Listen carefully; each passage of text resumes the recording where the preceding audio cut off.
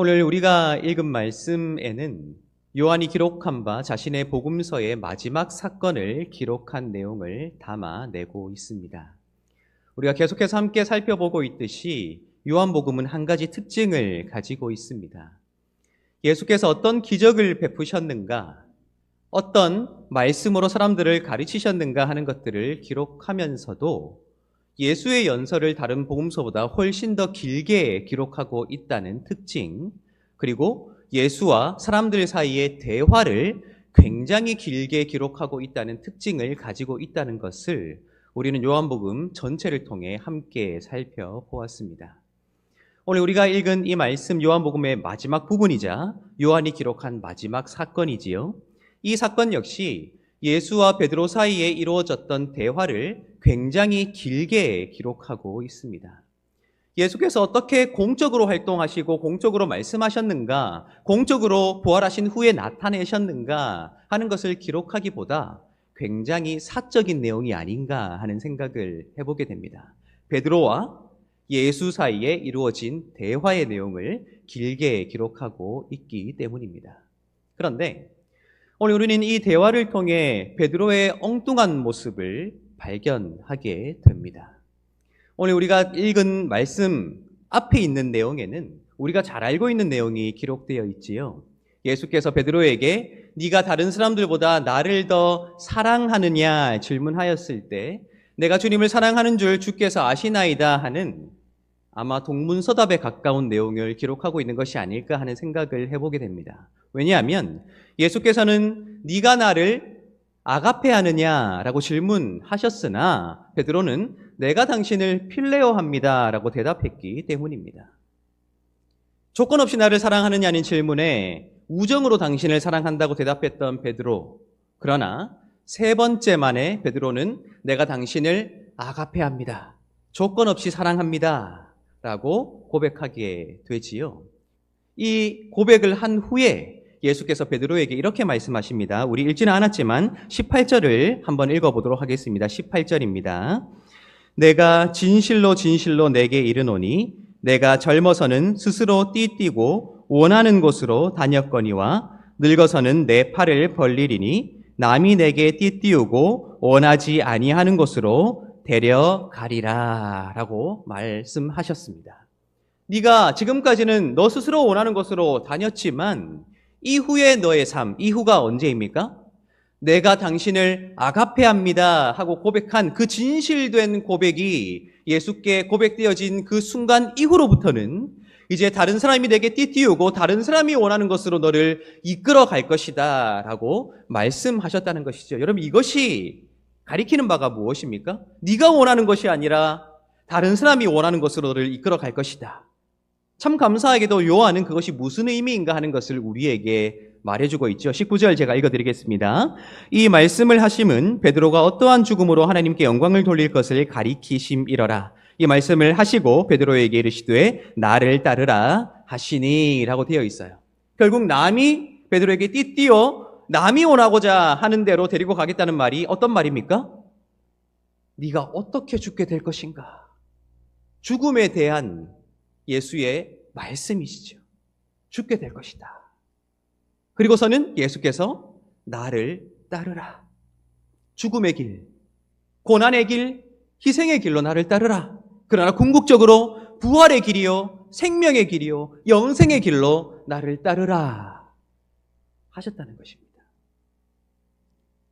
이렇게 지극히 사적으로 보이는 이 대화, 예수와 베드로 사이에 이루어진 그 사랑의 고백, 이후에 이 사랑을 고백한 후에 베드로의 삶이 어떻게 될 것인가 하는 것들을 예수께서 말씀하신 후에 불현듯 베드로의 눈에 누군가 들어왔다. 우리가 읽은 말씀이 그렇게 기록하고 있습니다. 20절 다시 한번 읽어보도록 하겠습니다. 20절입니다. 베드로가 돌이켜 예수께서 사랑하시는 그 제자가 따르는 것을 보니 그는 만찬석에서 예수의 품에 의지하여 주님을 파는 자가 누구오니까 묻던 자더라. 아멘. 지금 예수와 베드로 사이의 개인적인 대화를 주고받고 있잖아요. 그렇죠? 그런데 그 개인적인 대화를 주고받는 중에 베드로가 예수께 집중하는 것이 아니에요. 예수께서 자기에게 하신 말씀에 집중하고 있는 것도 아니에요. 대화를 하면서도 곁눈질을 하다가 누군가 자신의 눈에 들어왔다 기록하고 있죠. 누구입니까? 예수께서 사랑하시는 그 제자, 아마 요한복음의 저자인 요한인 것으로 보입니다. 베드로의 기억 속에서도 만찬의 자리에서 예수의 품에 기대어 주님을 파는 자가 누굽니까? 물었던 그 특별했던 그 제자가 베드로의 눈에 들어오는 것입니다. 그 제자가 눈에 들어오자 베드로가 예수께 어떻게 질문하게 됩니까? 우리 21절 한번 읽어보도록 하겠습니다. 이에 베드로가 그를 보고 예수께 여짜오되 주님, 이 사람은 어떻게 되겠사옵나이까? 라고 되어 있어요. 여러분 이 표현을 잘 보세요. 주님, 이 사람은 어떻게 되겠사옵나이까? 여러분 이 질문이 단지 그 사람에 대한 질문이 아님이 드러나죠. 어떤 질문입니까? 자기와 그 사람을 비교하여 하는 질문이에요. 그렇죠. 나는 내가 원하는 대로가 아니라 다른 사람들이 원하는 대로 이끌고 다닐 거라면서요. 나는 그런데 그렇다면 그 사람은 어떻게 되겠습니까? 라고 묻는 거예요. 베드로가 뭔가 눈치챘는 모양입니다. 그렇죠? 내가 어떻게 죽을 것을 예수께서 말씀하신 것인가? 내가 고난의 길을 가야 할 것인가? 내가 아파해야 할 것인가? 그렇다면 그는 어떻게 될까? 주님, 그는 어떻게 되겠습니까? 여러분, 베드로의 모습, 베드로의 성정, 베드로의 성격이 눈에 보이세요? 지금 눈앞에 부활하신 예수가 앉아 계십니다. 그 예수께서 베드로에게 사랑 고백을 하게 하시죠. 사랑 고백하신 후에 이후에 그가 걸어가야 할 길을 말씀하시는 굉장히 중대한 사건을 직면하고 있는데 베드로는 예수께 집중하는 것도 아니요, 자신에게 집중하는 것도 아니요, 예수께서 사랑하시는 그 제자에게 곁눈질을 하며 자신이 아니라 그는 어떻게 되겠습니까? 라고 질문했다 하는 것입니다. 그러자 예수께서 어떻게 대답하십니까? 제가 22절 한번 읽어드리겠습니다. 예수께서 이르시되 내가 올 때까지 그를 머물게 하고자 할지라도 내게 무슨 상관이냐? 너는 나를 따르라 하시더라 라고 되어 있어요. 내가 다시 올 때까지 그를 이 땅에 머물게 하고자 할지라도 너에게 무슨 상관이 있느냐? 네가 나에게 질문했지 않느냐? 나는 이런데 그는 어떻게 되겠습니까? 질문했느냐? 그는 어찌 될지라도 너는 나를 따르라. 질문에 대한 똑같은 뉘앙스로 예수께서 응수하시고 대답하시지요. 그런데 또 한 번 베드로의 성품과 성격이 드러나는 사건이 있습니다.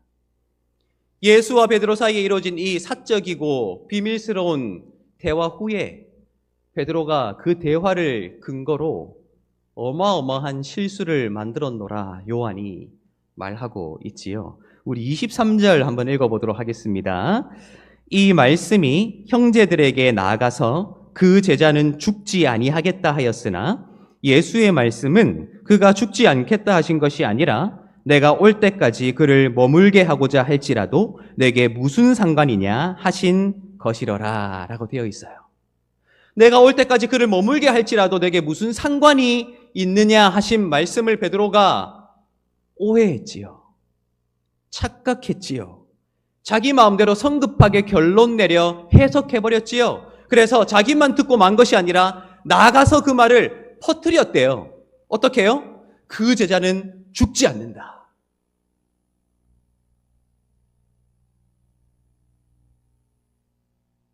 여러분, 우리가 연대기적으로 한번 생각해 보자고요.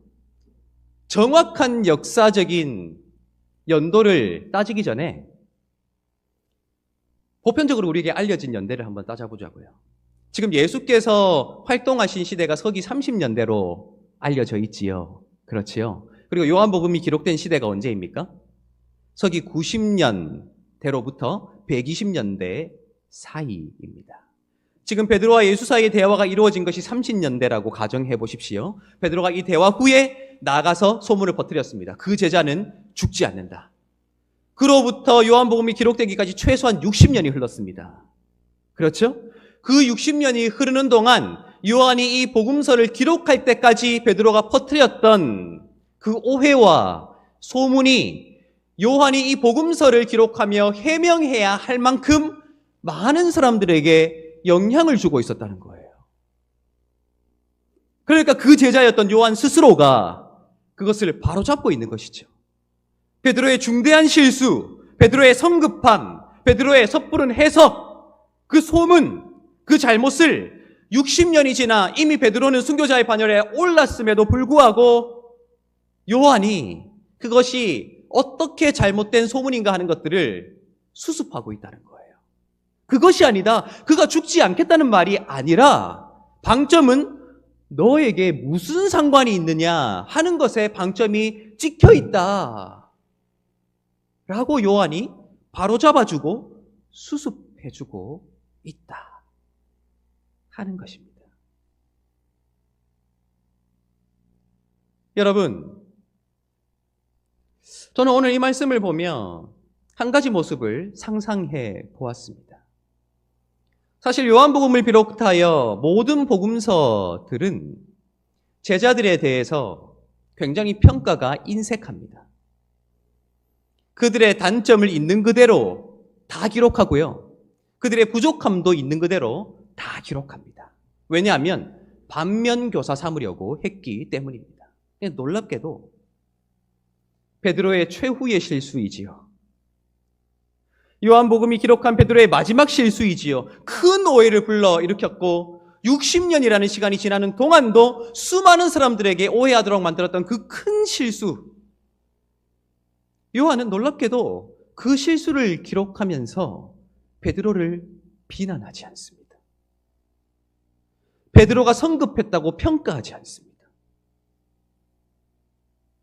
이미 노인이 되어버린 요한이요. 스스로 편지를 쓸 때 장로인 나는이라고 자연스럽게 말할 수 있었던 굉장히 노쇠했던 요한이 너털 웃음 지으며 참 그 사람 그런 일도 했었지. 참 그런 일도 있었지. 허허 웃으며 그 잠깐의 실수가 이런 큰 사건도 만들었지 라고 하며 내가 사랑하는 그 베드로, 나의 동료인 그 베드로, 그의 실수를, 그의 오해와 착각을 내가 지금까지도 이렇게 수습해야 한다니 참 그 사람도 대단한 사람이지 웃음 지으며 그 베드로의 실수를 바로잡고 있는 요한의 모습이 상상되더라고요. 여러분, 이것이 부활하신 예수를 만난 제자들에 관한 요한의 마지막 기록입니다. 저는 이것이 부활하신 예수를 믿는 우리가 어떻게 살아가야 할 것인가 하는 가장 중요한 삶의 모습을 보여주고 있는 것이 아닐까 하는 생각을 해보게 됩니다. 제가 사실 이 설교를 몇 달 전부터 준비하며 사순절 전부터 우리 요한복음을 읽기로 약속하고 설교를 준비했지 않습니까? 몇 달 동안 끙끙거리며 이 요한복음을 읽고 묵상하고 공부하고 연구하며 이 마지막 내용을 어떻게 설교할 것인가 고민 많이 하지 않았겠습니까? 그런데 참 재미있는 일이 있었어요. 그저 멀리 있는 일이 아니라 지금의 일로 경험되는 한 가지 사건이 있었습니다. 그 사건은 바로 어제 일어났던 사건이에요. 뭔지 아세요?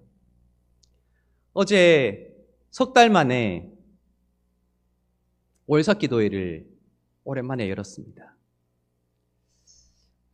올해 우리 월삭기도회 할 때는 이제 주간 기관이 있고요. 이 여전도의 주간이었거든요. 그리고 예배 순서 담당자들이 있습니다.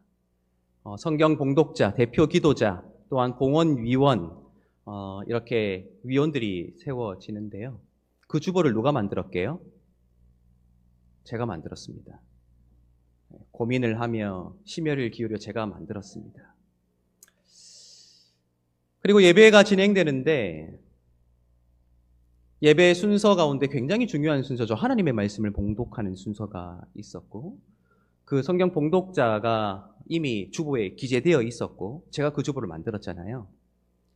제가 너무 긴장한 나머지 그 성경 봉독자를 생략하고 제가 그냥 읽어버린 거예요. 그리고 저는 설교 끝날 때까지 그걸 모르고 있었어요. 근데 설교하다가 마지막쯤에 보니까 두 분이 앞에 앉아 계시네요. 이게 무슨 일일까 곰곰이 생각해 보니 그 짧은 순간 5만 가지 생각이 머릿속을 스쳐 지나가는데 가슴이 철렁했어요. 성경 봉독하시는 권사님이 앉아 계시는데 내가 생략했구나. 지금도 저 자리에 앉아 계시거든요. 큰일 난 거죠. 예배에 실수가 있었고 예배의 실수도 실수지만 그 예배 담당하시는 분께서 토요일 또 지금 황금 연휴지 않습니까? 푹 쉴 수도 있고 어디 갈 수도 있는데 다 포기하고 예배 담당하려고 그 자리에 앉아 계시는데 제가 그것을 그냥 지나갔으니 얼마나 큰 상처가 되겠습니까? 안 되겠더라고. 예배 마치고 광고할 때 제가 죄송하다고 사죄를 드렸고 또 예배 끝나고 식사할 때 식당에 내려가서 제가 한 분 한 분 찾아다니면서 죄송하다고 인사드렸습니다.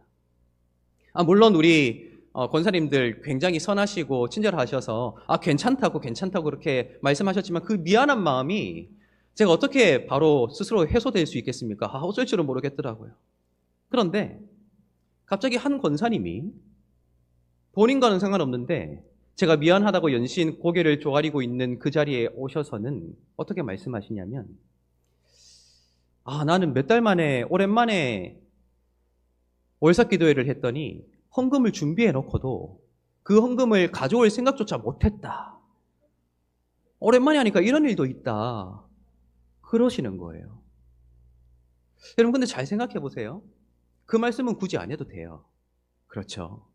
그 말씀 안 하시고 주일에 헌금 하시든지 아니면 다음 월삭기도회 때 헌금 하시면 되는데 제가 미안해서 어쩔 줄 몰라 하는 그 자리에 굳이 오셔서 본인의 실수를 이야기하는 거예요. 그리고 오랜만에 하니까 그런 일도 있다 라고 하면서 여러분 그분이 왜 그렇게 말씀하셨을까요?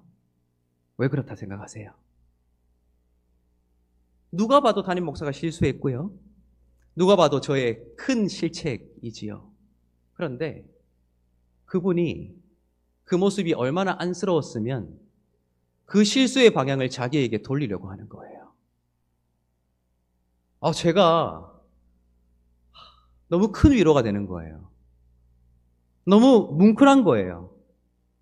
제가 말씀드렸죠. 몇 달 전부터 요한복음을 어떻게 설교할까 끙끙거리며 특별히 마지막 사건을 기록하고 있는 나이 많은 요한이 이미 순교자의 반열에 오른 그 베드로의 크나큰 실수를 어떻게 수습할까 하는 그 이야기가 기록된 이 말씀을 내가 어떻게 설교할까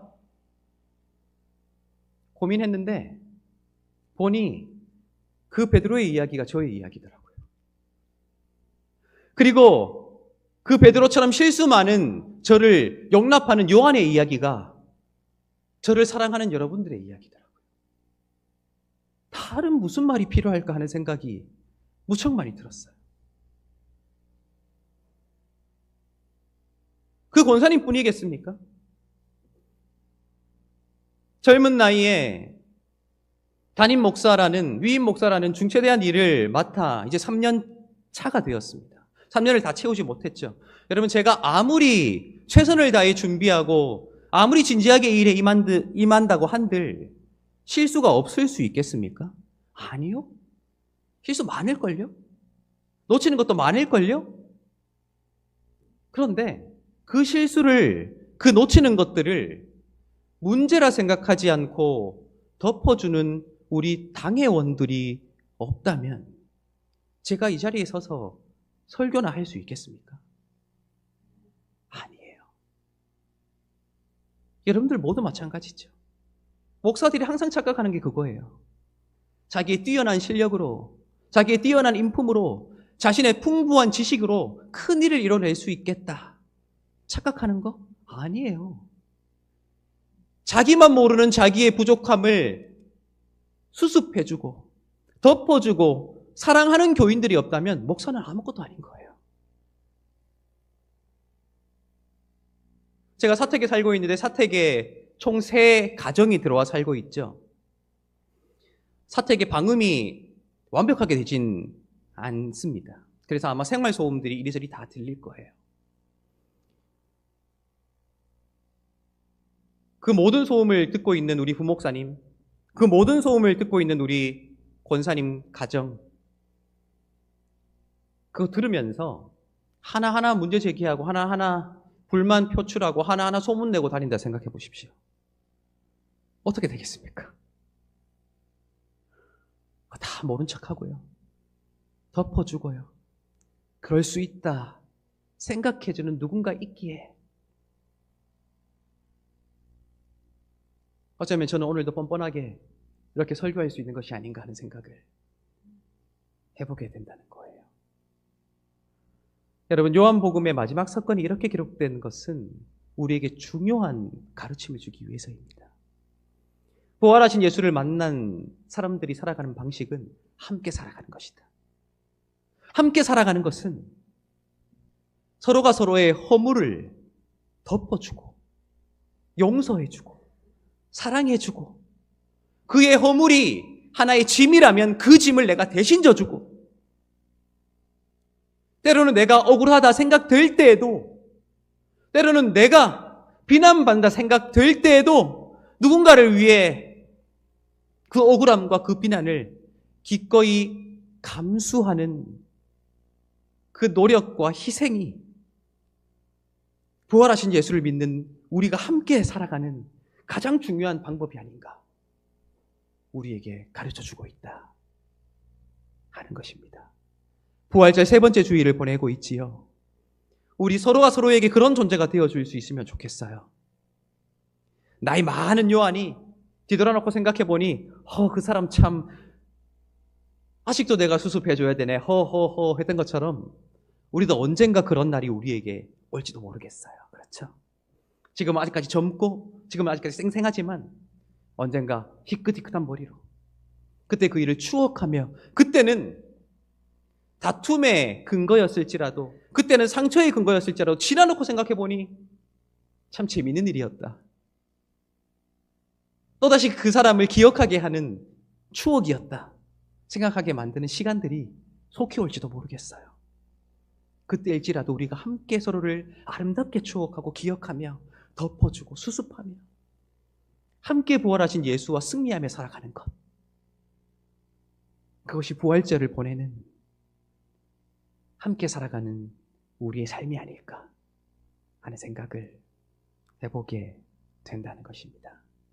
우리 앞뒤 좌우에 계신 분들에게 이렇게 한번 인사할까요? 당신이 있어 참 다행입니다. 인사하겠습니다. 여러분이 있어 정말 다행이에요. 다시 한번 인사하실 때에 나도 당신 편이 되어드리겠습니다. 인사하겠습니다. 저도 여러분의 편이 되어드리겠습니다. 날마다 그 부활의 소망을 가지고 함께 살아감으로 그만 싸우고 그만 다투고 함께 보듬고 함께 위로하며 격려하며 그렇게 가장 뜨거운 사랑을 나눌 수 있는 저와 여러분들의 부활의 삶이 되시기를 예수님의 이름으로 축복합니다. 기도하겠습니다.